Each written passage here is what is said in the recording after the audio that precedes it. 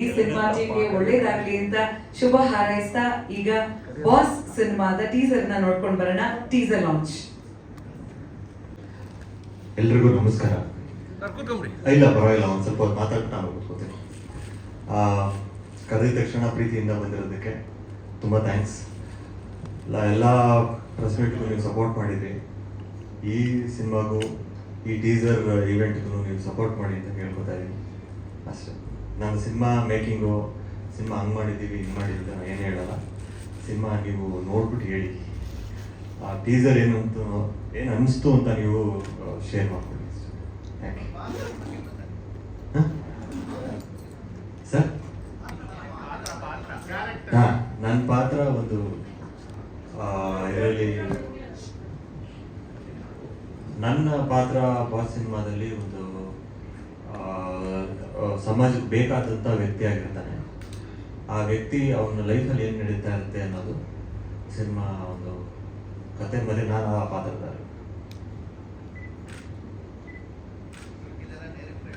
ಮಿಕ್ಕಿದೆಲ್ಲ director ಹೇಳ್ತಾರೆ. ನನ್ನ character ಬಗ್ಗೆ ಸಣ್ಣದ ಇಂಟ್ರಡಕ್ಷನ್ ಕೊಡ್ತಾರೆ ಸರ್. ನಿರ್ದೇಶಕರು ಲವ ಸರ್. ನನ್ನ ಹೆಸರು ಲವ ಅಂತ ಹೇಳಿ, ನಿರ್ದೇಶಕ. ನಾನು ಮಾತಾಡೋಕ್ಕಿಂತ ಮುಂಚೆ ನಮ್ಮ ಸಿನಿಮಾದಲ್ಲಿ ನಟಿಸಿರುವಂಥ ಕೆಲವು ಪಾತ್ರಧಾರಿಗಳು ಬಂದಿದ್ದಾರೆ. ಸೊ ಅವ್ರನ್ನ ನಾನು ಇಂಟ್ರೊಡ್ಯೂಸ್ ಮಾಡ್ಕೊಡೋಕ್ಕೆ ಹೇಳ್ತೀನಿ. ಸರ್ ಬನ್ನಿ, ಡಾಕ್ಟರ್ ವಿಜಯಶ್ರೀ ಸರ್ ಬನ್ನಿ. ಡಾಕ್ಟರ್ ವಿಜಯಶ್ರೀ ಅವರು ದಯವಿಟ್ಟು ವೇದಿಕೆಗೆ ಬರಬೇಕು. ಸುಜನಿತ್ ಶೆಟ್ಟಿ ಅವರು ಪ್ಲೀಸ್ ವೇದಿಕೆಗೆ ಬರಬೇಕು. ಸುಜನಿತ್ ಶೆಟ್ಟಿ ಬನ್ನಿ. ವೀರೇನ್ ಕೇಶವ ಅವರಿದ್ದಾರೆ. ವೀರೇನ್ ಕೇಶವ ಅವರು ದಯವಿಟ್ಟು ವೇದಿಕೆಗೆ ಬರಬೇಕು. ಅಕ್ಷಯ್ ಅವರಿದ್ದಾರ?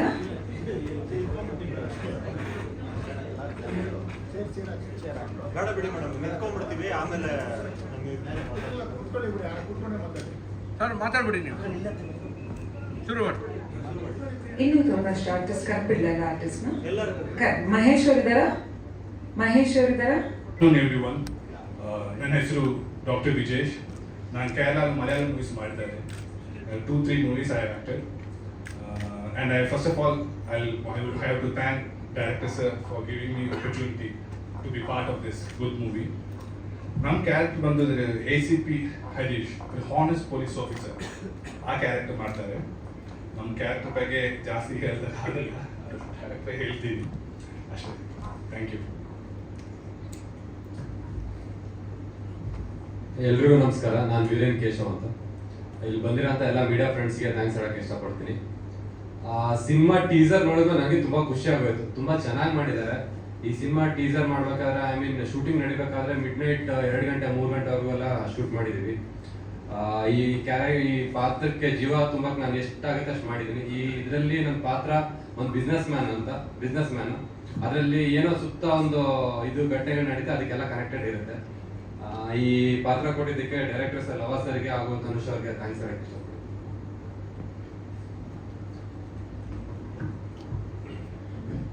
ಎಲ್ಲರಿಗೂ ನಮಸ್ಕಾರ.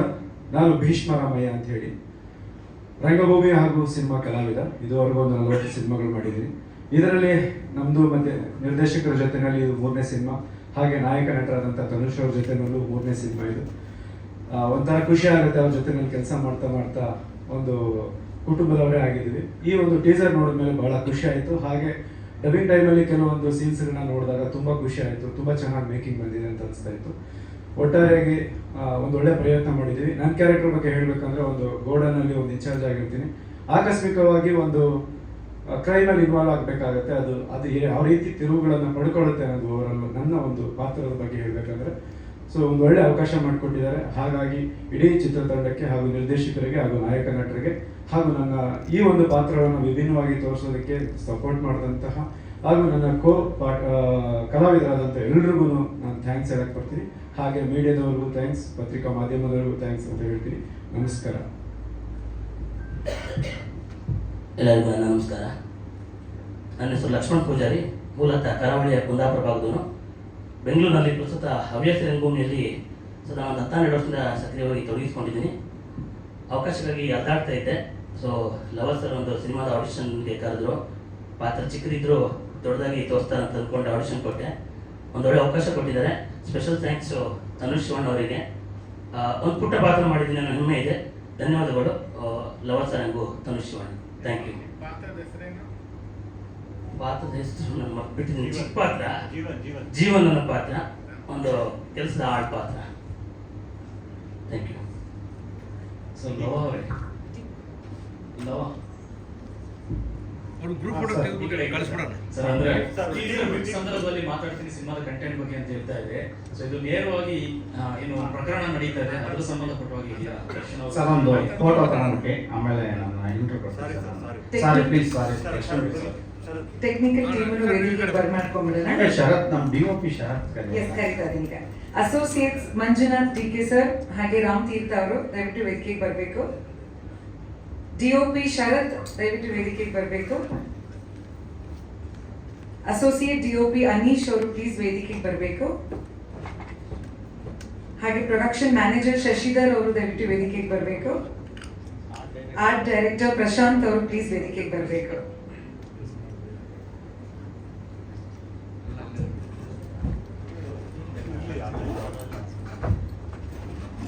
ಸರ್ ಹತ್ರ ಬಂದ್ಬಿಡಿ, ಒಂದು ಗ್ರೂಪ್ ಹಾಕೊಂಡ್ಬಿಟ್ಟು ಅಲ್ಲ ವೈಟ್ ಲೈಟ್ ಹಾಕ್ಬೇಕು.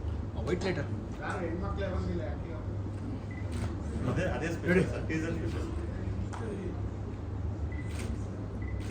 ಕಾಲೇಜ್ಗೆ ಹೋಗಿದ್ದಾರೆ ಸರ್. Ready sir. ಹೆಂಗಿದೆ ಲೈಟಿಂಗ್? ರೆಡಿ. ಏನು ಮಾಡ್ತಿದ್ದಾರೆ?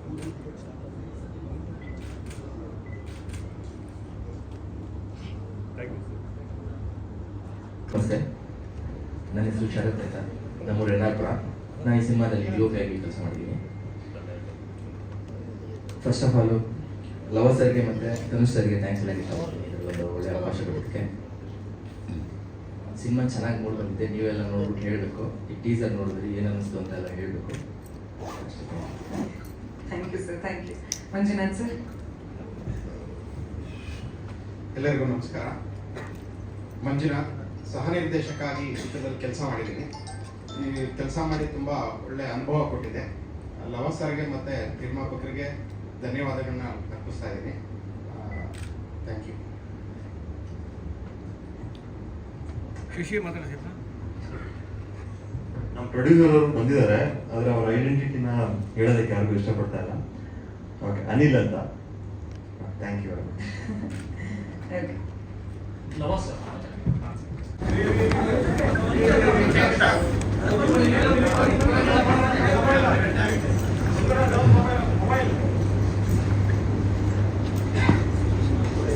ಸರ್ ಹೇಳಿ ಸರ್. ಈ ಪ್ರಕರಣದ ಬಗ್ಗೆ ಹೇಳಿದ್ರೆ ಸರ್, ದರ್ಶನ್ ಅವರಿಂದ ನಡೀತಾ ಇದೆ, ಅದರ ಸಂಬಂಧಪಟ್ಟಂತ ಸಿನಿಮಾನ. ಸರ್ ನಾನು ಇವತ್ತ ಫಸ್ಟ್ ಲುಕ್ ಟೀಸರ್ ಲಾಂಚ್ ಮಾಡಿದ್ದೇವೆ. ಸೊ ಇದರಲ್ಲಿ ಹೇಳ್ದಂಗೆ ನಾವು ಬೇಸ್ಡ್ ಆನ್ ಟ್ರೂ ಇವೆಂಟ್ಸ್, ಅಂದರೆ ಸಮಾಜದಲ್ಲಿ ನಡೆಯುತ್ತಿರುವಂತಹ ಅನೇಕ ಘಟನೆಗಳನ್ನ ತಗೊಂಡು ಈ ಒಂದು ಸಿನಿಮಾನ ಮಾಡಿದ್ದೀವಿ ಸರ್.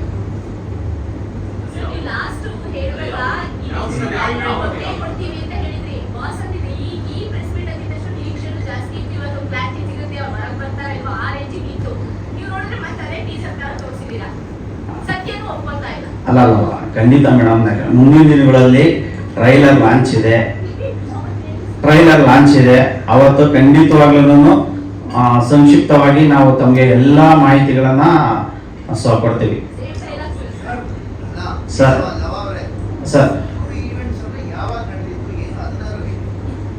ಸರ್ ಟ್ರೂ ಇವೆಂಟ್ಸ್ ಅಂದರೆ ಈಗ 2025 ನಡೆದಿರೋಂಥದ್ದು, 24 ನಡೆದಿರೋಂಥದ್ದು, ಆ ಥರ ಘಟನೆಗಳನ್ನ ನಾವು ತೊಗೊಂಡು ಮಾಡಿರೋಂಥದ್ದು sir. Crime related sir. Lava sir, Lava sir, ನೀವು ಹಿಂದೆನೂ ನಿಮ್ಮ ಕೆರಿಯರ್ ನೋಡಿದೀವಿ ನಾವು. ನೀವು ಆಯ್ಕೆ ಮಾಡ್ಕೊಳ್ಳೋ ಕಥಾವಸ್ತುಗಳು, ಶೀರ್ಷಿಕೆಗಳು ಎಲ್ಲ ಈಗ ಏನು ಸಮಾಜದಲ್ಲಿ ಘಟಿಸ್ತಾ ಇದೆ ಅದಕ್ಕೆಲ್ಲೋ ರೆಲೆವೆಂಟ್ ಆಗಿದೆ ಅಂತ ಅನ್ಸುತ್ತೆ ಮೇಲ್ನೋಟಕ್ಕೆ. ಇದು ನಿಮ್ಗೆ ಉದ್ದೇಶಪೂರ್ವಕ ಅನ್ಸುತ್ತಾ ಅಥವಾ ಕೋಇನ್ಸಿಡೆನ್ಸಾ? ಇಲ್ಲ ಸರ್, ನಾನು ಒಬ್ಬ ವಕೀಲನಾಗಿ ಜೊತೆಗೆ ಡೈರೆಕ್ಟರ್ ಆಗಿ ನಾನು ಸಿನಿಮಾ ನಿರ್ದೇಶನ ಮಾಡಬೇಕಾದ್ರೆ ನನಗೆ ಸಮಾಜದಲ್ಲಿ ಏನು ಕಂಟೆಂಟ್ ಇರುತ್ತೆ ಆ ಕಂಟೆಂಟ್ ಮಾಡುವಂಥ ಅಭಿರುಚಿ ನನ್ನಲ್ಲಿದೆ. ಸೊ ಅದನ್ನ ಇಟ್ಕೊಂಡು ನಾನು ಸಿನಿಮಾ ಮಾಡೋಕ್ಕೆ ಪ್ರಯತ್ನ ಪಡ್ತಾ ಇದ್ದೀನಿ ಸರ್. ಸೊ ಮುಂದಕ್ಕೂ ನಾನು ಕೂಡ ಕೆಲವು ಟ್ರೂ ಇವೆಂಟ್ಸ್ ಇಟ್ಕೊಂಡೆ ಸಿನಿಮಾ ಮಾಡ್ತೇನೆ ಸರ್. ಸರ್ ಸರ್ ರಮೇಶ್ ಈ ಸಿನಿಮಾ ಮಾಡಬೇಕು ಅಂತ ಯಾಕಂದ್ರೆ ಸರ್, ಸಮಾಜದಲ್ಲಿ ಈ ತರ ಘಟನೆಗಳು ನಡೆದಿರುತ್ತೆ. ಒಂದು ಸೆಲೆಬ್ರಿಟಿ ಜೀವನದಲ್ಲಿ ಒಂದು ಆಕಸ್ಮಿಕವಾಗಿ ಯಾವುದಾದ್ರೂ ಒಂದು ಘಟನೆ ನಡೆದಾಗ ಕೆಲವರು ಆಯಾ ಒಬ್ಬ ವ್ಯಕ್ತಿ ಆಯಾ ದೃಷ್ಟಿಕೋನದಲ್ಲಿ ನೋಡ್ತಾರೆ. ಸೊ ನಾವು ಈ ಸಿನಿಮಾದಲ್ಲಿ ಕೆಲವೊಂದು ಅಂಶಗಳನ್ನ ನಮ್ಮ ಕತೆಗೆ ಸಾರಾಂಶಕ್ಕೆ ಏನ್ ಬೇಕೋ ಅದನ್ನ ಕೆಲವು ಆಡಿಯನ್ಸ್ಗೆ ಗೊತ್ತಿಲ್ಲದಲೇ ಇರೋ ವಿಷಯಗಳನ್ನ ಈ ಸಿನಿಮಾದಲ್ಲಿ ಹೇಳಕ್ ಹೊರಟಿದ್ದೀವಿ ಸರ್. ಅಲ್ಲ, ಪ್ರತಿಯೊಂದು ಕಥೆಗೂ ಒಂದು ಪ್ರೇರಣೆ ಅಂತ ಇರುತ್ತೆ. ಕತೆ ನೀವು ಎತ್ಕೊಳ್ಬೋದು, ಪ್ರೇರಿತರಾಗಿ ಏನ್ ಬೇಕಾದ್ರೂ ಬರ್ಬೋದು. ಆದ್ರೆ ಬಾಡಿ ಲ್ಯಾಂಗ್ವೇಜ್ ಯಾಕೆ ಹಂಗೆ ಇದೆ? ತಪ್ಪಲ್ವಾ ಅದು? ಯಾರ್ದು ಸರ್? ಆ ಬಾಡಿ ಲ್ಯಾಂಗ್ವೇಜ್ ಇನ್ನೊಂದು ಕೋಇನ್ಸಿಡೆಂಟ್ ಇರ್ಬೇಕು ಸರ್. ಕೋಇನ್ಸಿಡೆಂಟ್ ಎಲ್ಲ ಹಂಗೆ ಇದೆ. ಅದು ಬಾಡಿ ಲ್ಯಾಂಗ್ವೇಜ್ ನೋಡೋರಿಗೆ ಗೊತ್ತಾಗುತ್ತಲ್ಲ. ಅದರಿಂದ ನಿಮ್ಗೆ ಅದನ್ನ ಮರು ಸೃಷ್ಟಿ ಮಾಡೋದು ಅಂದ್ರೆ ಇಡೀ ಕ್ರೈಮ್ನೇ ಮರು ಸೃಷ್ಟಿ ಮಾಡಿದಿರ ನೀವು. ಇಲ್ಲ ಇಲ್ಲ ಇಲ್ಲ, ಖಂಡಿತವಾಗ್ಲೂ ಇಲ್ಲ. ಸೊ ತಮಗೆ ನಾನು ಟ್ರೈಲರ್ ತೋರಿಸಿದಾಗ ತಮಗೆ ಸ್ಪಷ್ಟವಾಗಿ ಗೊತ್ತಾಗುತ್ತೆ. ಇಲ್ಲ, ಅದು ಇದು ಏನೋ ನೀವು ಋಷಭಾವತಿ ಕಾಲುವೆನೇ ಕಾಣುತ್ತೆ. ನೀವು ಸ್ಟೇಷನ್ ಹೆಸರು ಹಂಗೆ ಇಟ್ಟಿದ್ದೀರಾ. ಮತ್ತೆ ಎಲ್ಲವೂ ಸೇಮ್ ಟು ಸೇಮ್. ನೀವು ಪ್ರೇರಿತರಾಗಿ ಬೇಡ ಅಂತ ಹೇಳೋದಿಲ್ಲ. ನಿಮ್ಮ ಕತೆ ನಿಮ್ಮ ಹಕ್ಕದು. ಅದನ್ನ ಬಿಟ್ಟು ಎಲ್ಲವನ್ನೂ ರಿಯಾಲಿಟಿಯನ್ನ ತರ್ತೀವಿ ಅಂತ ಹೇಳಿ ಹಂಗಂಗೆ ತಂದ್ಬಿಟ್ರೆ ಹೇಗೆ? ಸರಿನಾ ಅದು? ಸರ್, ರಿಯಾಲಿಟಿ ಇಲ್ಲಿ ಒಬ್ಬೊಬ್ಬ ವ್ಯಕ್ತಿಯ ಅಭಿರುಚಿ ಮತ್ತೆ ಒಬ್ಬೊಬ್ಬ ವ್ಯಕ್ತಿಯ ಕಾಲ್ಪನಿಕ ಬೇರೆ ಬೇರೆ ರೀತಿ ಇರುತ್ತೆ. ನಾನು ಮಾಡಿರೋದು ಒಂದು ಬೇಸ್ಡ್ ಆನ್ ಟ್ರೂ ಇವೆಂಟ್ಸ್ ಮೇಲೆ ಮಾಡಿದ್ದೇನೆ. ಇಲ್ಲಿ ಯಾವುದೇ ಟ್ರೂ ಇನ್ಸಿಡೆಂಟ್ಸೇ ಕ್ರೈಮ್ ಇನ್ಸಿಡೆಂಟ್ ನ ನೀವು ಹಂಗಂಗೆ ಎತ್ಕೋದಾ ಅಂತ ಮೊದಲನೇ ಪ್ರಶ್ನೆ. ನೀವು ಹಂಗಂಗೆ ಎತ್ತಿಟ್ಬಿಟ್ರೆ ನೀವು ಪ್ರೇರಿತರಾಗಿ ನೀವು ಬೇರೆ ಕತೆ ಬರೀರಿ. ರಿಯಲ್ ಇನ್ಸಿಡೆಂಟ್ ನ ರಿಯಲ್ ಆಗಿ ಮಾಡ್ಬಿಟ್ರೆ ಸರ್, ಬಾಡಿ ಲ್ಯಾಂಗ್ವೇಜ್ ಕೂಡ ಹಂಗೆ. ಅಲ್ಲ, ತಾವು ದಯವಿಟ್ಟು ಸಿನಿಮಾದಲ್ಲಿ ನೋಡಿದಾಗ ತಮಗೆ ಸಂಕ್ಷಿಪ್ತವಾಗಿ ಗೊತ್ತಾಗುತ್ತೆ ಆ ಘಟನೆಗೆ ಸಂಬಂಧಪಟ್ಟಿದ್ಯಾ ಅಥವಾ ಇದು ಬೇರೆ ಕತೆನಾ ಅನ್ನೋದನ್ನ. ನಾವು ಒಂದು ಫಸ್ಟ್ ಲುಕ್ ಅಲ್ಲೇ ಹೇಳಿ ತಾವು ದಯವಿಟ್ಟು ಏನು ಡಿಸೈಡ್ ಮಾಡಬೇಡಿ ಅಂತ ನಾನು ರಿಕ್ವೆಸ್ಟ್ ಮಾಡ್ಕೊತೀನಿ ಸರ್.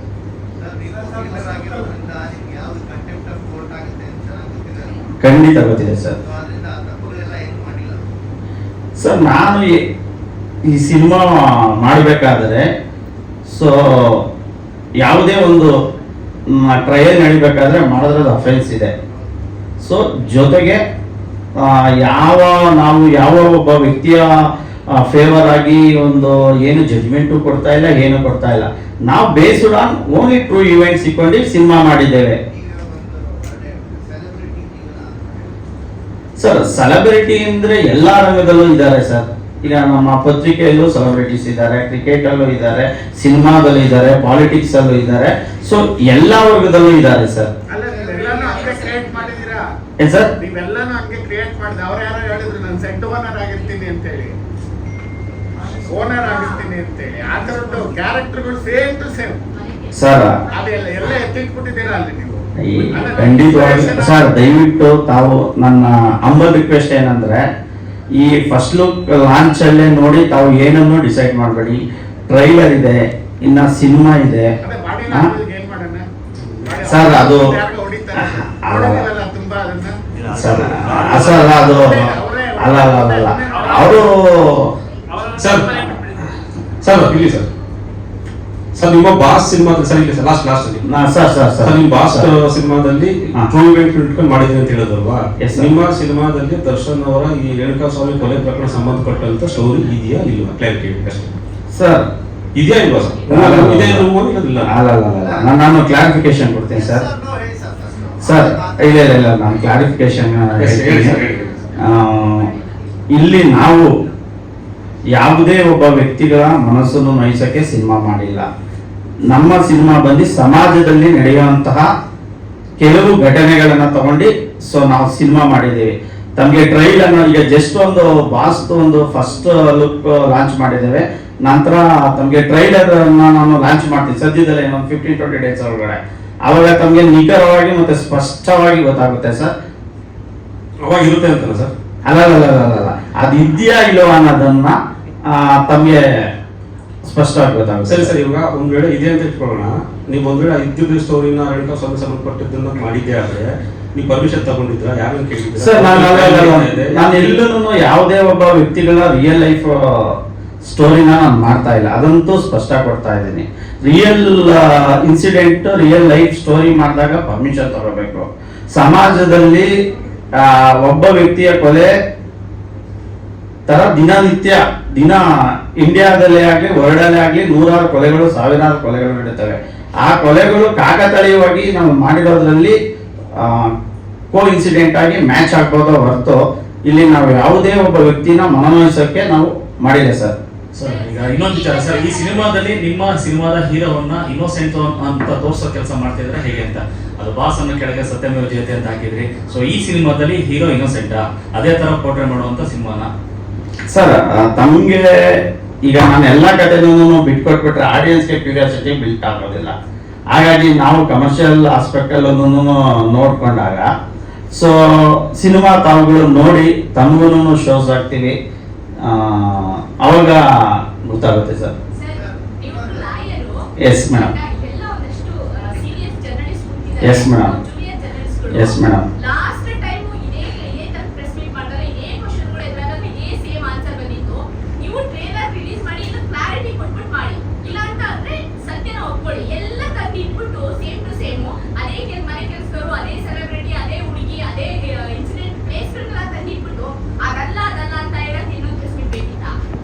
ಇಲ್ಲ ಮೇಡಮ್, ನನ್ನ ಕ್ಲಾರಿಫಿಕೇಶನ್ ಕೊಡ್ತೀನಿ. ತಾವು ಕೇಳೋ ಕ್ವಶನ್ ಇದೆ, ಕೋ ಇನ್ಸಿಡೆಂಟ್ ಆಗಿ ತಮಗೆ ಈ ರೀತಿ ಆಗ್ತಾ ಇದೆ. ಯಾವುದೇ ಒಂದು ಕ್ರೈಮ್ ಥ್ರಿಲ್ಲರ್ ತಾವು ನೋಡಿದಾಗ ಮರ್ಡರ್ ಅನ್ನೋದು ಕಾಮನ್ ಆಗಿರುತ್ತೆ ಕ್ರೈಮ್ ಥ್ರಿಲ್ಲರ್ ಅಲ್ಲಿ. ಮೂವಿಯಲ್ಲಿ ನಾನು ಹೇಳ್ತಾ ಇರೋದು ಆ ಘಟನೆ ಕಾಕತಾಳೀಯವಾಗಿ ಕೋ ಇನ್ಸಿಡೆಂಟ್ ಆಗಿ ಮ್ಯಾಚ್ ಆಗ್ತಾ ಇದೆ. ನಾವು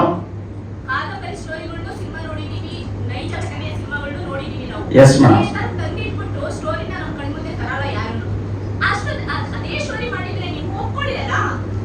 ಮೇಡಮ್ ನಾನು ಆಗ್ಲೇ ಹಿಂದೆ ಸರ್ ಒಬ್ರು ಕ್ವಶನ್ ಮಾಡಿದಾಗ ಸೊ ನಾನು ಕ್ಲಿಯರ್ ಆಗಿ ಹೇಳಿದ್ದೀನಿ, ಯಾವುದೇ ಕಾರಣಕ್ಕೂ ನಾನು ರಿಯಲ್ ಸ್ಟೋರಿ ಮಾಡಿಲ್ಲ.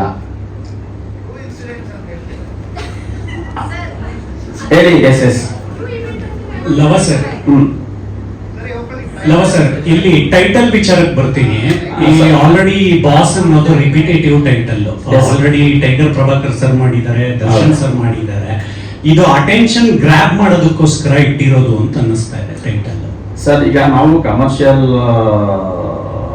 ಆಸ್ಪೆಕ್ಟ್ ಅಲ್ಲಿ ಇಡಬೇಕಾದ್ರೆ ಒಳ್ಳೆ ಟೈಟಲ್ ಇಡಬೇಕು. ನಮ್ಮ ಕತೆಗೆ ಮತ್ತೆ ಹೀರೋಗೆ ಸೂಟ್ ಆಗುವಂತ ಒಂದು ಟೈಟಲ್ ಬೇಕಾಗಿತ್ತು. ಹಾಗಾಗಿ ಬಾಸ್ ಅಂತ ಇಟ್ಟಿದ್ದೇವೆ ಸರ್. ಥ್ರಿಲ್ಲರ್ ಮಂಜು ಸರ್ ಅವರು ಮಾಡಿರ್ಬೋದು, ಯೂಟ್ಯೂಬ್ ಅಲ್ಲಿ ಬಾಸ್ ಅನ್ನೋದನ್ನು ನೋಡಿರೋ ಜ್ಞಾಪಕ ಇದೆ ಸರ್. ಅದು ಟೈಟ್ಲ್ ಅವ್ರು ಹೇಳಿದಂಗೆ ಬಾಸ್ ಅಂತ ಇದೆ, ಅಲ್ಲಿ ನೋಡಿದ್ರೆ ಅವ್ರದ್ದು ಪೈಂಟ್ ಕೂಡ ದರ್ಶನ್ ಸಿಮಿಲಾರಿಟಿ ಇದೆ, ಹಿಂದೆ ಜೈಲ್ ಇಟ್ಟಿದ್ದೀರಾ ಇದೆ ಅಂತ ಒಪ್ಕೊಂಬಿಡಿ ಸರ್. ಸುಮ್ಮನೆ ಯಾಕೆ ಎಲ್ಲರಿಗೂ ಲ್ಯಾಕ್ ಮಾಡ್ಕೊಂಡು ಆಮೇಲೆ ಏನೋ ಸರ್ಪ್ರೈಸ್ ತರ ಯಾಕಂಗೆಲ್ಲ ಗೊತ್ತಿರೋ ವಿಚಾರನೇ ಅದು. ನೀವು ಅದನ್ನು ಸಿನಿಮಾಕ್ಕೆ ತೋರಿಸಿದ್ರು ಕೆಲವು ಪ್ರಾಬ್ಲಮ್ ಇಲ್ಲ ಸರ್. ಈಗ ತಮಗೆ ಸಿನಿಮಾ ನೋಡಿದಾಗ ಸ್ಪಷ್ಟವಾಗಿ ಗೊತ್ತಾಗುತ್ತೆ. ಇಲ್ಲ, ನಾನ್ ಪ್ರೇರಣೆ ಅಂದ್ರೆ ಸರ್ ಸಮಾಜದಲ್ಲಿ ಆ ತರ ಘಟನೆಗಳು ದಿನನಿತ್ಯ ನಡೆಯುತ್ತೆ ಸರ್. ಆ ತರ ಇವೆಂಟ್ಗಳಲ್ಲಿ ಅಲ್ಲಿಂದ ಆಗಿರುತ್ತಲ್ಲ ಏನ್ ಸರ್? ಸೆಲೆಬ್ರಿಟಿ ಜೀವನದಲ್ಲಿ ನಡೆಯೋದಿಲ್ಲ. ಇದು ಸೆಲೆಬ್ರಿಟಿ, ಅವರು ದೊಡ್ಡವರು, ಹೆಸರು ಬೇರೆ ಹಂಗೆ ಇಟ್ಟಿದ್ದೀರಾ, ಮತ್ತೆ ಒಪ್ಕೊಳ್ತಾ ಇಲ್ಲ ನೀವು ಸರ್. ಅಲ್ಲಿ ತಮಗೆ ಸಿನಿಮಾ ನೋಡಿದಾಗ ಸರ್ ಸ್ಪಷ್ಟವಾಗಿ ಎಲ್ಲ ಗೊತ್ತಾಗುತ್ತೆ ಸರ್. ಆ ಘಟನೆಗೆ ಈ ಸಿನಿಮಾ ಸಂಬಂಧಪಟ್ಟಿದ್ಯಾ ಇಲ್ವಾ ಅನ್ನೋದನ್ನ ಸರ್. Tanish sir please. ಹಾ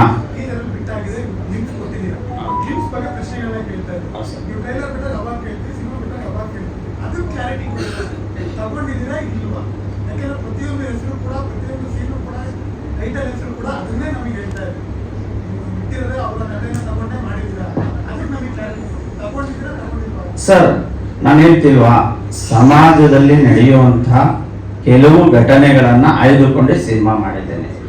ಆದರೆ ಯಾವುದೇ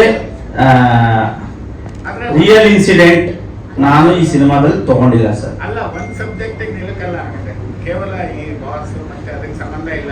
ತುಂಬಾ ಘಟನೆಗಳು ಬರ್ತವೆ ಸಿನಿಮಾದಲ್ಲಿ. ಸರ್ ಅದನ್ನ ನಾನು ಈಗ್ಲೇನೆ ಹೇಳ್ಬಿಟ್ರೆ ಸಿನಿಮಾದಲ್ಲಿ ಒಂದು ಯಾಕಂದ್ರೆ ಮಿಸ್ಟರ್ ಮೆಕ್ಲಾರ್ನರ್ ಮಾಡಿದಾಗ ಅವರು ತಾಜ್ ಮಹಲನ್ನೇ ಮಾರಕ್ ಹೋದವರು ಅವ್ರ ಬಗ್ಗೆ ಮಾಡಿದಾಗ ಬೇರೆ ಬೇರೆ ತರದ್ದೆಲ್ಲ ಮಾಡ್ಕೊಂಡ್ ಬಂದಿದ್ರಿ, ಇದ್ರಲ್ಲೂ ಹಂಗೆ ಮಾಡಿದಿರ ಹೆಂಗೆ? ಸರ್ ಸಿನಿಮಾ ನೋಡಿ, ಈಗ ನಾನು ಸಿನಿಮಾ ಫುಲ್ ಸ್ಕ್ರೀನ್ ಪ್ಲೇ ಕಥೆ ಹೇಳ್ಬಿಟ್ರೆ ಆಡಿಯನ್ಸ್ಗೆ ಒಂದು ಕ್ಯೂರಿಯಾಸಿಟಿ ಬಿಲ್ಡ್ ಆಗೋದಿಲ್ಲ.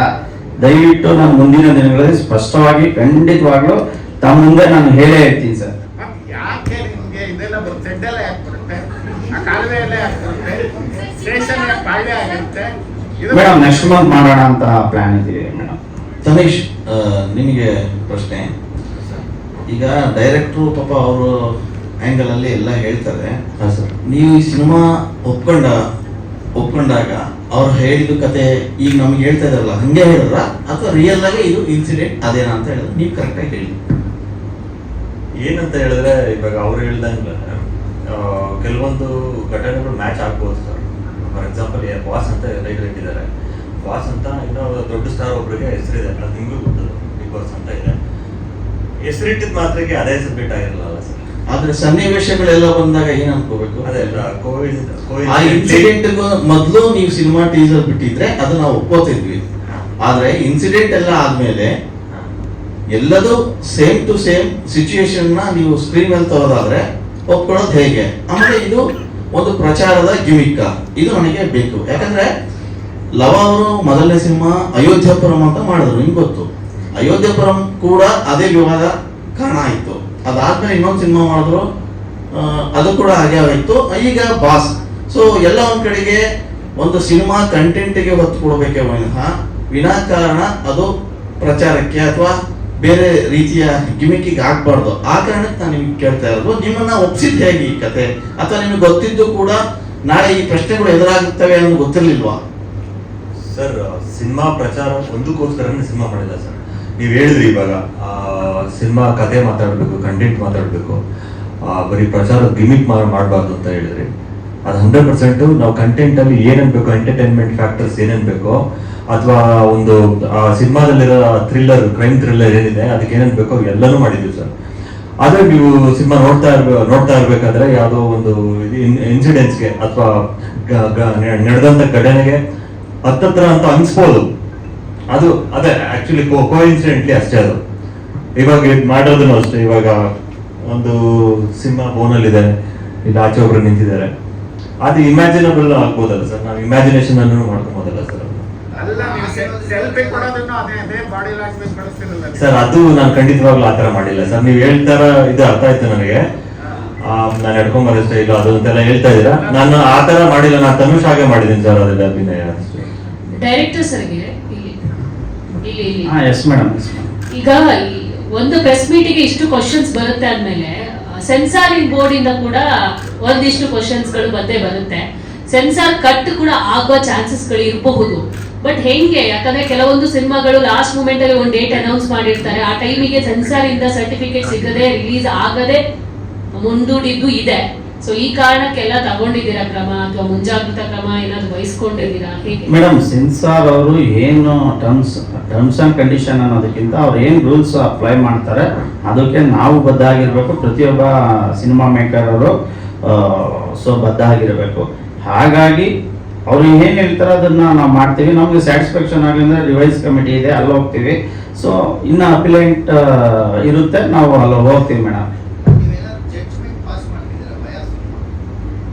ಸರ್ ಅದನ್ನ ದಯವಿಟ್ಟು ಸಿನಿಮಾದಲ್ಲಿ ತಾವು ನೋಡಿದ್ರೆ ಗೊತ್ತಾಗುತ್ತೆ ಸರ್. ನಾನು ಎಲ್ಲಾ ಕಥೆನೂ ಈಗಲೇ ಹೇಳ್ಬಿಟ್ರೆ ಸರ್.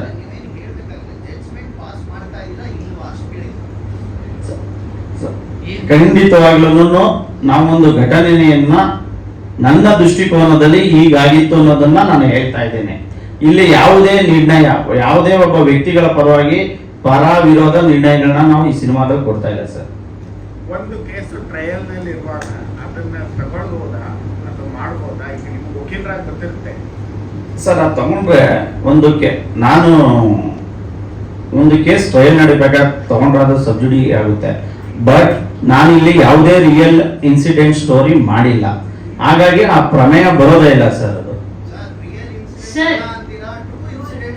ಸರ್ ಟ್ರೂ ಇನ್ಸಿಡೆಂಟ್ ಅಂದ್ರೆ ಸಮಾಜದಲ್ಲಿ ಹಲವಾರು ಘಟನೆಗಳು ನಡೀತಾ ಇರ್ತೈತೆ. ಒಬ್ಬ ಡೈರೆಕ್ಟರ್ ಒಂದು ಕಥೆನ ಅವನ ಕಾಲ್ಪನಿಕ ಮೂಲಕ ಅನೇಕ ದಾರಿಗಳಲ್ಲಿ ಹೇಳ್ಬೋದು. ಅದನ್ನ ನಾನು ಹೇಳ್ತಾ ಇದ್ದೀನಿ ಸರ್. ಸರ್ ರಿಯಲ್ ಸ್ಟೋರಿಗೂ ಟ್ರೂ ಇವೆಂಟ್ಸಿಗೂ ನನಗೆ ತಿಳಿದಿರೋ ಪ್ರಕಾರ ಇಲ್ಲ ವ್ಯತ್ಯಾಸ ಇದೆ. ಸರ್ ಸರ್ ಈಗ ಇದನ್ನ ಎಲ್ರು ಹೇಳೋ ಪ್ರಕಾರ ದರ್ಶನ್ ಸರ್ದು ಸ್ಟೋರಿ ಇಟ್ಕೊಂಡು ಮಾಡಿದೀರಾ ಅಂತ ಹೇಳ್ತಿದ್ದಾರೆ, ಓಕೆನಾ? ಸೊ ಸದ್ಯಕ್ಕೆ ಟ್ರಯಲ್ಸ್ ನಡೀತಾ ಇದೆ. ಸೊ ನಿಮ್ ಸಿನಿಮಾ ರಿಲೀಸ್ ಯಾವಾಗೋ ಗೊತ್ತಿಲ್ಲ. ಈ ಟ್ರಯಲ್ಸ್ ಎಲ್ಲ ನಡೆದು ಸತ್ಯಮೇವ ಜಯತೆ ಅಂತ ಬೇರೆ ಕೆಳಗಡೆ ಹಾಕಿದೀರಾ.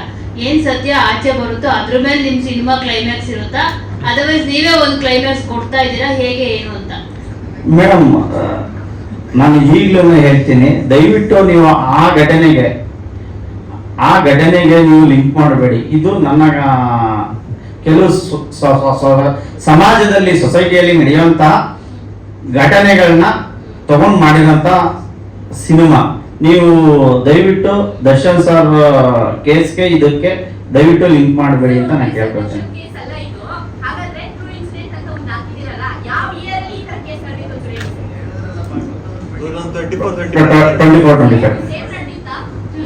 ಮೇಡಮ್, ದಿನನಿತ್ಯ ನಡೆಯುತ್ತಿರುತ್ತೆ. ನಾವು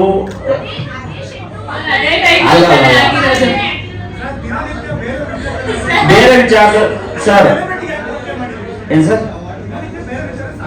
ಎಸ್ 24-25 ನಡೆದಿರೋದೇ ಇದು. ದರ್ಶನ್ ಕೇಸ್ ಅವಾಗಲೇ ಅಲ್ವಾ ಸರ್ ನಡೆದಿರೋದು? ಅಲ್ಲ ಮೇಡಮ್, ಈಗ ಸಮಾಜದಲ್ಲಿ ದಿನನಿತ್ಯ ಅನೇಕ ಕ್ರೈಮ್ಸ್ಗಳು ನಡೀತಾ ಇರ್ತೈತೆ. ಆ ಕ್ರೈಮ್ಸ್ಗಳಿಗೂ ಈ ಕ್ರೈಮ್ಸ್ಗಳಿಗೂ ನೀವು ಯಾಕೆ ಕಂಪೇರ್ ಮಾಡ್ತಿದ್ದೀರಾ? ಸರ್, ಈಗ ಕಂಪೇರ್ ಮಾಡೋದಲ್ಲ, ಯಾಕಂದ್ರೆ ಇನ್ಸಿಡೆಂಟ್ ಡೇಟ್ ನೀವು ಇಯರ್ ಹೇಳ್ತಿದ್ದೀರಾ 2024-25 ಟ್ರೂ ಸ್ಟೋರಿ ಅಂತಾನು ಹೇಳ್ತಾ ಇದ್ದೀರಾ. ದರ್ಶನ್ ಅವರ ರಿಲೇಟೆಡ್ ಕತೆ ಅಲ್ಲ ಅಂತಾನು ಹೇಳ್ತಿದ್ದೀರಾ. ಬಟ್ ನೋಡುಗರಿಗೆ ಅದು ಅದೇ ತರ ಪೋರ್ಟ್ರೇ ಆಗ್ತಾ ಇದೆ. ಅದನ್ನ ಯಾಕೆ ಇಟ್ರಿ? ಹಂಗಿದ್ರೆ ಪೋರ್ಟ್ರೇ ಆಗುತ್ತೆ ಅಂತ ಗೊತ್ತಿದ್ದು ಅದನ್ನ ಯಾಕೆ ಬಳಸ್ಕೋತಾ ಇದ್ರಿ ಹಾಗಿದ್ರೆ ಅಂತ? ಬೇರೆ ತರನು ಕ್ರೈಮ್ ಇನ್ಸಿಡೆಂಟ್ ಗಳು ನಡೆದಿದೆಯಲ್ಲ ಸರ್, ಬೇರೆ ಇನ್ಸಿಡೆಂಟ್ ಆಂಗಲ್ ಅಂತ ತಗೋಬಹುದಿತ್ತು. ಅಲ್ಲ, ತಾವು ಸಿನಿಮಾ ನೋಡಿದ್ರೆ ತಮಗೆ ಮೇಡಮ್ ಶೋಸ್ ಹಾಕ್ತೇನೆ, ಅವಾಗ ನಿಮಗೆ ಸ್ಪಷ್ಟವಾಗಿ ಕ್ಲಿಯರ್ ಆಗಿ ಗೊತ್ತಾಗುತ್ತೆ ಈ ಸಿನಿಮಾದಲ್ಲಿ ಯಾವುದೇ ಒಬ್ಬ ವ್ಯಕ್ತಿಗಳ ವಿಕ್ಟಿಮ್ ಇರ್ಬೋದು, ಅಕ್ಯೂಸ್ಡ್ ಇರ್ಬೋದು, ಯಾವುದೇ ತೇಜವಧೆ ಮಾಡಿಲ್ಲ. ಸೊ ಅದನ್ನ ತಾವುಗಳು ಸಿನಿಮಾ ನೋಡಿದಾಗ್ಲೇನೆ ಸೊ ಗೊತ್ತಾಗುತ್ತೆ ಮೇಡಮ್.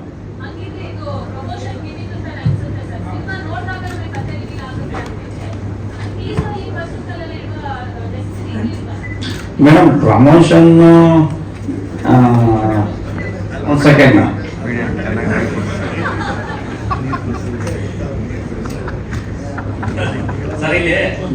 ಮೇಡಮ್. ಇಲ್ಲಿ ಈಗ ನಾವು ಮಾಡಿದ್ರೆ ಗಿಮಿಕ್ ಅಂತಾರೆ, ಕೆಲವರು ಮಾಡಿದ್ರೆ ಪಬ್ಲಿಸಿಟಿ ಅಂತಾರೆ, ಏನು ಮಾಡೋಕ್ಕಾಗೋದಿಲ್ಲ.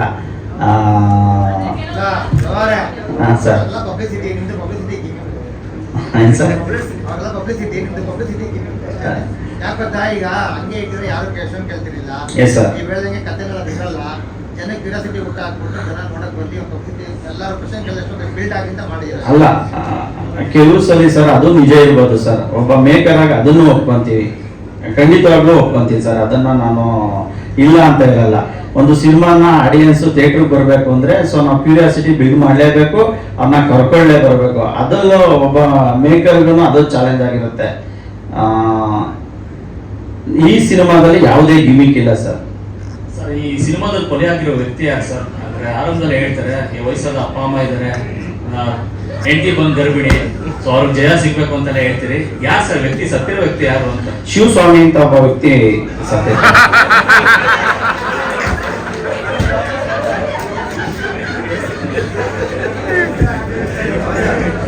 ಹೇಳಿ ಸರ್.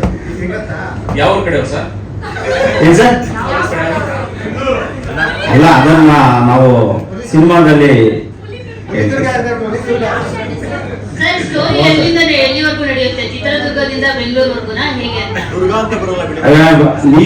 ಸರ್, ನೀವು ತಿಳ್ಕೊಂಡಿರಂಗೆ ನೀವು ಸಿನಿಮಾದಲ್ಲಿ ಈಗ ನೀವು ಸಿನಿಮಾ ನೋಡಿದಾಗ ಕೆಲವು ಘಟನೆಗಳು ತಾವು ಎಲ್ಲೋ ನೋಡಿದ್ದೀನಿ ಅನ್ಬಹುದು. ಆದರೆ ತಮಗೆ ಕೆಲವು ಘಟನೆಗಳು ಗೊತ್ತಿಲ್ಲದೆಲ್ಲವನ್ನು ಕೂಡ ಈ ಸಿನಿಮಾದಲ್ಲಿ ನಾವು ಹೇಳಿದೀವಿ. ಆದ್ರೆ ಕೆಲವರು ಗೊತ್ತಿರಬಹುದು. ನೀವು ಒಬ್ಬ ನಾರ್ಮಲ್ ರೈಟರ್ ಆಗಿ ಡೈರೆಕ್ಟರ್ ಆಗಿ ಸಿನಿಮಾ ಮಾಡಿದ್ರೆ ಬಹುಶಃ ಇಷ್ಟು ಪ್ರಶ್ನೆಗಳು ಬರ್ತಿರ್ಲಿಲ್ಲ. Yes sir. ಒಬ್ಬ ಲಾಯರ್ ಆಗಿ ಸಿನಿಮಾ ಮಾಡಿದ್ರಲ್ಲ. Yes sir. ಈ ಲಾಯರ್ ಅಂತಂದ್ರೆ ಅದೇ ಸಮಸ್ಯೆ ಇರೋದು. ತುಂಬಾ ದಿವಸದಿಂದ ಆ ಘಟನೆ ನಡೆದಾಗಿಂದನು ಪ್ರತಿದಿನಾನು ಅಥವಾ ವಾರಕ್ಕೊಂದು ವಿಡಿಯೋ ಬರ್ತಾನೆ ಇರುತ್ತೆ regarding this particular case. Yes sir. ಇಲ್ಲಿ ಡೈರೆಕ್ಟರ್ ಕಮ್ ಲಾಯರ್ ಆಗಿರೋದ್ರಿಂದ you have to answer very clearly. ಅಂದ್ರೆ ಇದು ಅದೇನಾ ಅಲ್ವಾ ಅಂತ. ಸರ್, ತಮಗೆ ಟ್ರೈಲರ್ ಲಾಂಚ್ ಮಾಡ್ತೀವಿ. ಆ ಸಂದರ್ಭದಲ್ಲಿ ನಾನು ಏನನ್ನು ಮುಚ್ಚಿಡಕ್ಕಾಗೋದಿಲ್ಲ, ಎಲ್ಲವನ್ನೂ ನಿಮ್ಮ ಮುಂದೆ ತೆರೆದಿಡ್ಲೇಬೇಕು. ಇಲ್ಲ ಅಂದ್ರೆ ಅದು ಆಡಿಯನ್ಸ್ಗಳಿಗೆ ರೀಚ್ ಆಗೋದಿಲ್ಲ. ಖಂಡಿತವಾಗ್ಲೂ ಕೆಲವು ದಿನಗಳಲ್ಲಿ ನಾನು ಸ್ಪಷ್ಟವಾಗಿ ತಮಗೆ ಹೇಳೇ ಹೇಳ್ತೀನಿ ಸರ್. ನಮ್ಮ ತನು ಸ್ಟುಡಿಯೋಸ್ ಇಂದಾನೆ ನಾವು ಲಾಂಚ್ ಮಾಡ್ತಾ ಇದ್ದೀವಿ. ಸೆನ್ಸಾರ್ ಆದಾದ್ಮೇಲೆ ಸೊ ನಾವು ಡೇಟ್ ಅನೌನ್ಸ್ ಮಾಡ್ತೀವಿ ಸರ್. ಅದನ್ನು ಭವಿಷ್ಯ ನಾವೇ ಮಾಡಬಹುದು. ಈ ಸಿನಿಮಾದಲ್ಲಿ ಏನಾದ್ರೂ ಪೊಲಿಟಿಕಲ್ ಬ್ಯಾಕ್ ಡ್ರಾಪ್ ಇದೆಯಾ? ಯಾಕಂದ್ರೆ 2004-2005 ಅಲ್ಲಿ ನಡೆದಂತ ಒಂದು ಇನ್ಸಿಡೆಂಟ್ ಅಲ್ಲಿ ಒಂದಷ್ಟು ರಾಜಕಾರಣಿಗಳು ಮತ್ತೆ ಈ ಚಿತ್ರರಂಗದವರು ಕೂಡ ಇನ್ವಾಲ್ವ್ ಆಗಿದ್ದಾರೆ, ಒಬ್ರನ್ನ ಒಳಗಡೆ ಹಾಕ್ಸೋದ್ರಲ್ಲಿ ಹಾಕೋಕೆ ಅಂತ ಹೇಳ್ಬಿಟ್ಟು ಒಂದಷ್ಟು ಸುದ್ದಿಗಳು ಹರಿದಾಡ್ತಾ ಇದೆ. ಸೊ ಆ ಥರದ್ದು ಏನಾದ್ರೂ ನಿಮ್ಮ ಸಿನಿಮಾದಲ್ಲೂ ಇದೆಯಾ ಅಂತ? ಮೇಡಮ್, ಈಗಲೇ ನೀವು ಎಂಟೈರ್ ಸ್ಕ್ರೀನ್ ಪ್ಲೇನೇ ಸ್ಟೋರಿನೇ ಕೇಳಿಬಿಟ್ರೆ ಹೇಗೆ? ಸಿನಿಮಾದಲ್ಲಿ ಇರ್ಲೂಬಹುದು, ಇಲ್ದಲೇ ಇರ್ಬೋದು ಮೇಡಮ್. ದಯವಿಟ್ಟು ಸಿನಿಮಾ ನೋಡಿ, ಖಂಡಿತವಾಗಿಯೂ ತಮ್ಗೆ ಗೊತ್ತಾಗುತ್ತೆ ಮೇಡಮ್. ಹಾಂ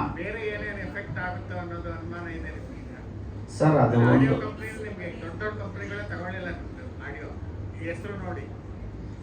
ಅಲ್ಲ ವಿಷಯ ಹೌದು ಇರಬಹುದು. ಆದ್ರೆ ಸರ್, ಇವಾಗ ನಿಮ್ಗೆಲ್ಲ ಕ್ವಶನ್ ಯಾವ ತರ ಅರೇಸ್ ಆಗಿದೆಯೋ ಅದೇ ತರ ಅವ್ರಿಗೂ ಅರೇಸ್ ಆಗಿರ್ಬೋದು. ಅಂದ್ರೆ ನಾವು ಅವ್ರಿಗೆ ಸಿನಿಮಾ ತೋರ್ಸಕ್ಕಾಗಲ್ಲ. ನಾವು ಸಿನಿಮಾ ಮಾಡಿದೀವಿ ಕರೆಕ್ಟು. ಆಡಿಯೋ ಕಂಪ್ನಿ ತಗೊಂಡೇ ಇರೋ ರೀಸನ್ ಏನಂತ ಹೇಳಿದ್ರೆ ಬಾಸ್ ಅಂತ ಟೈಟಲ್ ಇರ್ಬೋದು, ಅಥವಾ ಈ ಟೀಸರ್ ನೋಡಿ ಅವರು ಇದಿರ್ಬೋದು, ಅವರು ಮುಂದೆ ಏನಿರುತ್ತೋ ಸಿನಿಮಾದಲ್ಲಿ ಅಂತ ಗೊತ್ತಿಲ್ಲದಿರೋ ಪ್ರಶ್ನೆಗೋಸ್ಕರ ಬೇಡ ಅಂತ ಹೇಳಿರ್ಬೋದು. ನಾನು ರೆಗ್ಯುಲರ್ ಆಗಿ ಮಾಡೋಂಥ ಆಡಿಯೋ ಕಂಪ್ನಿ ಕೂಡ ಬೇಡ, ಮುಂದಿನ ಸಿನಿಮಾ ಮಾಡೋಣ ಜೊತೆಯಲ್ಲಿ ಅಂತ ಹೇಳೋದು. ಸೊ ಇಲ್ಲ ಸರ್, ಹಿಂಗ್ 2-3 ಡೇಸ್ ನಾನು ವೆಯ್ಟ್ ಮಾಡಿದೆ ಸರ್. ಹಿಂಗೆ ಕನ್ವಿನ್ಸ್ ಮಾಡೋಕ್ಕಾಗತ್ತೆ? ಸಿನಿಮಾ ತೋರ್ಸಕ್ಕಾಗತ್ತೆ ಸರ್ ಬಿಫೋರ್ ರಿಲೀಸ್? ನಾವೆಲ್ಲ ಎಕ್ಸ್ಪ್ಲೈನ್ ಮಾಡಿದ್ವಿ, ಸಿನಿಮಾ ಚೆನ್ನಾಗಾಗುತ್ತೆ ತಗೊಳ್ಳಿ, 100% ಸಿನಿಮಾ ತುಂಬಾ ಚೆನ್ನಾಗಿ ಬಂದಿದೆ. ಯಾಕೆಂತ ಹೇಳಿದ್ರೆ ನಾವು ಸಿನಿಮಾನ ನಾವು 1 ವರ್ಷ ನಾವು ನೋಡಿದಾಗ ಅಲ್ಲಿ ನಾವು ಒಂದು ಸರ್ಟೈನ್ ಆಡಿಯನ್ಸ್ ನಾವು ಇಟ್ಕೊಂಡು ನೋಡಿದಾಗ ಒಂದು 2-3 ಜನ ಲೇಡೀಸ್ ಇದ್ರು, ಒಂದೊಂದೇ ಸೀಟಲ್ಲಿ ಕುತ್ಕೊಂಡು ಅಳ್ತಾ ಇದ್ರು ಲಾಸ್ಟ್ ಅಲ್ಲಿ ಕ್ಲೈಮ್ಯಾಕ್ಸ್ ಅಲ್ಲೆಲ್ಲ. ಅದು ಅವರ ರಿಯಾಕ್ಷನ್ ಆಗಿತ್ತು. ಆ ಥರ ಎಷ್ಟು ಸಾಂಗ್ ಇದೆ? 2 ಸಾಂಗ್ ಇದೆ ಸರ್. 2 ಸಾಂಗ್. ಈಗ ನೀವು ಸ್ವಲ್ಪ ಒಂದ್ ಕಡೆ ಒಬ್ಬ ಸಭ್ಯತೆ ನಟ, ಯಾವ್ದು ವಿವಾದಗಳ ಬಗ್ಗೆ ಇಷ್ಟಪಡ್ತಿರೋಂಥ ಒಬ್ಬ ನಟ, ಇದೆಲ್ಲ ನಿಮ್ಗೆ ಏನ್ ಅನ್ಸುತ್ತೆ? ಅದೇ ಅದನ್ನೆಲ್ಲ ತಲೆಯಲ್ಲಿ ಇಟ್ಕೊಂಡೆ ಒಳ್ಳೆ ಸಬ್ಜೆಕ್ಟ್ ಮಾಡ್ಬೇಕು ಅನ್ಕೊಂಡೆ ಮಾಡೋದು ಸರ್. ಅದು ಡೈರೆಕ್ಟರ್ ಹೇಳ್ದಾಗೆ ಯಾರಿಗೂ ಹರ್ಟ್ ಮಾಡಬೇಕು ಅಥವಾ ಯಾರಿಗೂ ಪರ್ಟಿಕ್ಯುಲರ್ ಟಾರ್ಗೆಟ್ ಮಾಡಿ ಹೊಡಿಬೇಕು ಅನ್ನೋ ಥರ ಯಾವುದು ಮಾಡಿಲ್ಲ. ಅವರ ತಲೆಯಲ್ಲಿ ಏನಿದೆಯೋ, ನನಗೆ ಕತೆ ಹೇಳ್ಬೇಕಾದ್ರೂ ಅಷ್ಟೇ, ಅವರು ನನ್ನ ತಲೆಯಲ್ಲಿ ಇದೆ ಸರ್, ಈ ತರ ಇದೆ ನನ್ನ ತಲೆಯಲ್ಲಿ. ಈ ತರ ಸಬ್ಜೆಕ್ಟ್ ಅನ್ನು ಮಾಡಿದ್ರೆ ನಿಮ್ಗೆ ಒಳ್ಳೆ ಎಂಟರ್ಟೈನ್ಮೆಂಟ್ ಫ್ಯಾಕ್ಟರ್ ಇದೆ, ಮತ್ತೆ ಜನಗಳು ಕೊಂಡ್ಕೊಂಡು ಇಂಟ್ರೆಸ್ಟಿಂಗ್ ಆಗಿ ಕ್ಯೂರಿಯಾಸಿಟಿಯಿಂದ ನೋಡ್ತಾರೆ ನೆಕ್ಸ್ಟ್ ಏನಾಗ್ಬೋದು ಅನ್ನೋ ಒಂದು. ನಾವು ಸ್ಕ್ರಿಪ್ಟ್ ಅಲ್ಲಿ ತುಂಬಾ ಸ್ಟ್ರಾಂಗ್ ಆಗಿ ವರ್ಕ್ ಮಾಡಿದ್ವಿ. ಇದು ಬೇರೆ ಕಡೆ ಕುತ್ಕೊಂಡು ನಮ್ಮ ಫ್ರೆಂಡ್ ಅವ್ರ ತೋಟದಲ್ಲಿ ಕುತ್ಕೊಂಡು ಮಾಡಿದ್ವಿ. ಸೊ ಆ ಸ್ಕ್ರಿಪ್ಟಿಂಗ್ ಟೈಮಲ್ಲೇ ನಮಗೆ ಗೊತ್ತಾಯ್ತು ಆಕ್ಚುಲಿ ಸಿನಿಮಾ ಹೆಂಗ್ ಬರ್ಬೋದು ಅಂತ. ನಾವು ಸಿನಿಮಾ ನೋಡುವಾಗ ನಮಗೆ ಎಲ್ಲ ಬರ್ತಾ ಇರುತ್ತೆ ಪರದೆ ಮೇಲೆ, ಇವರೇ ದರ್ಶನ್, ಇವರೇ. ಅದೇ ಸರ್ ನಿಮ್ಮ ಅಭಿಪ್ರಾಯ ಸರ್, ಅದೇ ಪರ್ಸೆಪ್ಷನ್ ಅಂತ ಹೇಳ್ತಾರಲ್ಲ ಸರ್. ಇವಾಗ ನನ್ನ ಪರ್ಸೆಪ್ಷನ್ ಬೇರೆ ತರ ಇರುತ್ತೆ, ನನ್ನ ಪರ್ಸೆಪ್ಷನ್ ಬೇರೆ ತರ ಇರುತ್ತೆ. Bangalore surrounding sir. Yes madam, ಬಂದಿಲ್ಲ. ಒಬ್ರು ಆಕ್ಚುಲಿ ಹೈದರಾಬಾದಲ್ಲಿದ್ದಾರೆ, ಪಾಯಲ್ ಚಂಗಪ್ಪ ಅಂತ ಮಾಡಿದ್ದಾರೆ. ಸೊ ನಂತರ ಮೋನಿಕಾ ಗೌಡ, ವಂದಿತಾ ಅಂತ ಈಗ ಹೆಸರು ಚೇಂಜ್ ಮಾಡ್ಕೊಂಡಿದ್ದಾರೆ. ಶೀಲಾ ಗೌಡ ಅಂತ ಒಬ್ರು, ಲಕ್ಷ್ಮಿ ಅಂತ ಒಬ್ರು ಇದ್ದಾರೆ.